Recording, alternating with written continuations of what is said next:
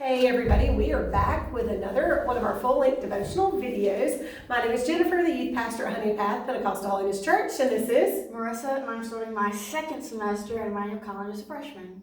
Today we have a devotion entitled One Direction to Wrong Direction.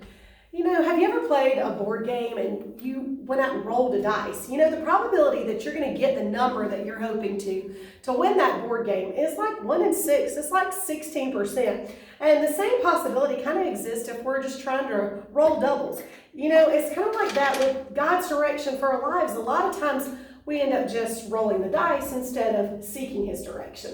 We just try lots of different ways to see what can pan out for us. And you know what? In the true world of gambling, where we're dealing with dice, America's lost $40.28 billion just rolling the dice and hoping that they ended up going in the right direction for a win. So, you know, a lot of times we let other people's expectations of us kind of determine the direction that we think we should go with our lives. See, we're talking about direction, you know, there's one story that really sticks out to me with this. It's actually pretty common among kids that, you know, they talk about in Sunday school and children's church a lot. It's the story of Jonah, and I'm not talking about the whole he got eaten by a whale and was spit up. No, we're talking about the part where God told him to go to Nineveh and he said, I don't want to do that. Well, how many times has God told us to do something we're like, I don't want to do that?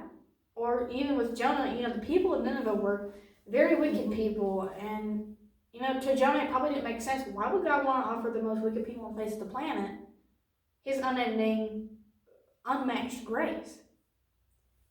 He said, I'm not going to Nineveh.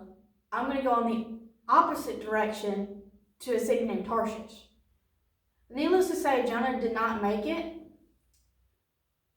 But that's actually really good because people of Nineveh really needed to hear the word that Jonah had for those people. Yeah, by the grace of God, he was able to kind of, in a roundabout way, get back on the right direction, on the right path that God had for him. But basically, when he went down to those docks, he was just rolling the dice. He didn't care where he went, as long as he didn't go to Nineveh. He'd already clearly established that. You know, in the church realm especially with teenagers and young adults, we kind of pound it and drive it home that you have to find God's direction for your life. We don't want you going to college and wasting a lot of money or entering a job situation that you're not happy with or working in a calling that's not yours. So we constantly tell you to find God's direction for your life. But I think that's probably our fault a lot of times as church leaders in telling people how to avoid the wrong direction, but also how to find the right direction. So in order to avoid this wrong direction, the first thing you have to do is seek His will. And that involves asking Him what He wants you to do. You know, a lot of times, if our parents say, hey, come here, I need to talk to you, a lot of times we don't want to say, what do you need for me to do? Because we don't necessarily want to hear what the response is. But when we seek His will, we are asking, what is it that you want for me to do? And it may not be the response we want. It may be, go to Nineveh. And then we've got to surrender to that will. You avoid the wrong direction by seeking and then surrendering. Then the last thing is not only just surrendering, but listening and following and staying on that path that is the right direction. And notice you didn't say just listening, but you said obeying too. Obeying. Yep, listen and obey. So, but there are definitely some times that we kind of run from the direction He has for us. Definitely. And there are actually a few reasons why we run from it. You know, like Jonah, we might just think that either we're undeserving of the plan that God has, and I think that happens a lot, especially with teenagers. We think, well, I'm not the smartest in the world. I'm not going to be valedictorian or salutatorian of my class. I'm not a star athlete. I'm not this, I'm not that. You know, and we let what we aren't kind of define what we are, in a sense. We say, well, if I'm not all this, well, how can God give me a plan of this caliber? But we also don't necessarily want to follow His plan because it just doesn't make sense. Not that we don't like it, but it doesn't make sense. We don't understand how the pieces are going to fit together. You may be living, you know, in a not so great area of town, and He's saying, you're going to go to Harvard. You're like, how am I going to afford to go to Harvard? You know, how am I going to afford to go to college when, you know, I've got bills that are due, I've got this, I've got that, you know. Or sometimes we just don't see how we're going to get to where He's called us to be. We're like, I have these plans, this is what I want, or it's what you think you want, Mm-hmm. or, I've got this going on, this is my goal, and it just doesn't make sense with your plans. And a lot of times you didn't add that extra little factor in of rebellion. Sometimes we just don't want to go His direction. It's like those big red rectangular wrong way signs. Yes. I've actually had an aunt, I believe, that went up the wrong way on an exit ramp Oh my before. gosh. Okay, not only are we going to be embarrassed by doing that, and I have turned down one-way streets before the wrong way and had to turn around, but not only is that going to be embarrassing, that also can be very dangerous. Think about going up or down an interstate ramp in the opposite direction, either because you didn't know, or there are some people that just do things out of rebellion, out of that sinful nature, because that direction maybe wasn't as fun as the direction that you thought that you could kind of go with sin. And Adam and Eve were like that in the garden. They showed us what it was like to be walking with God one minute. I mean, just imagine walking with God, not only in the right direction, but Him walking with you in the cool of the day. And then all of a sudden, all it took was a little temptation and sin nature and opening that door to automatically end up going from that right direction to that wrong direction immediately. And then what ends up happening if we walk in that wrong direction? What are the consequences of walking in that wrong direction? Well, obviously, like you said with Adam and Eve, it was you brought sin into the world. Where there was no death, now there is death. Where there was no pain, now No sadness, no sorrow. we now have all that.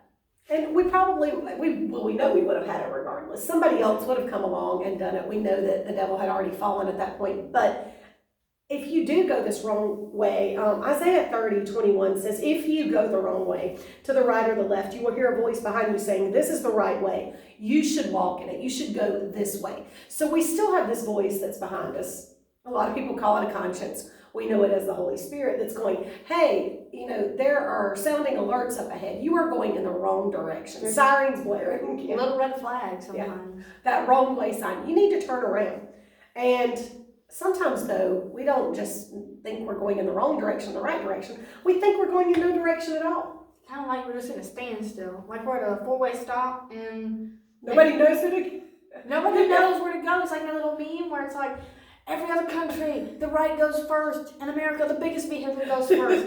But all the vehicles are the same size. And you all got there at the same time and nobody knows. Technically, by the book, the right is supposed to go first. I remember reading that a long time ago, but anyway. But nobody follows that rule. But I have just sat at a four-way stop and everybody just kind of tried to get everybody else to go first, just sitting there for a while. But it's like that with our spiritual walk too. It would be helpful if like we were trying to go the right direction and we were in the dark. A lot of times when we're in standstills, it's because we feel like we're in the dark. If we just had like some airway traffic controllers out there with their lit flags telling us which way to go, it would be a lot easier to find that right direction. Definitely. But in order to really find that direction, we have to trust that He's not going to lead us astray, or that His plans are faulty, or that He's just going to come rip the rug out from underneath us. And Jonah definitely had some trust issues when it came to God's plan, because he trusted, he 100% fully committed, trusted in what God had told him to do, then he wouldn't have been like, wait a minute, you want me to go where? To what people and preach this?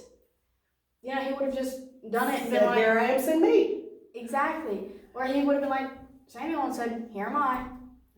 And he would have just been, willing, and he would have done it, maybe not with a happy heart, but a willing heart. A lot of times we don't necessarily do something with a happy heart, necessarily a generous heart, which is obviously the way that He would want us to walk or to give, but sometimes all it takes is a willing heart. That might come later on. But when we're trying to find His direction, the first thing starts with asking, what would you have me to do? And when He talks, we have to listen and obey. Otherwise, we end up very quickly in that wrong direction. Jonah heard His voice loud and clear. Oh, yeah. And he argued with it. And then God basically showed him who was boss. And he ended up there anyway. But we don't have to go through all those consequences of being driving up the wrong way street or heading in the wrong direction and all of those consequences following us. If we stayed on the path that was straight and that was right. we've got a quote that says, a willing heart is the first step in finding God's will in our lives. We cannot expect God to force us or to plead with us about the calling in our lives. As much as he wants us to follow that direction, he's not going to beg and plead if we absolutely are dead set against it. So I think a willing heart is definitely where we want to start, getting on this right direction path. Will you close us in order of prayer? Yes, I will.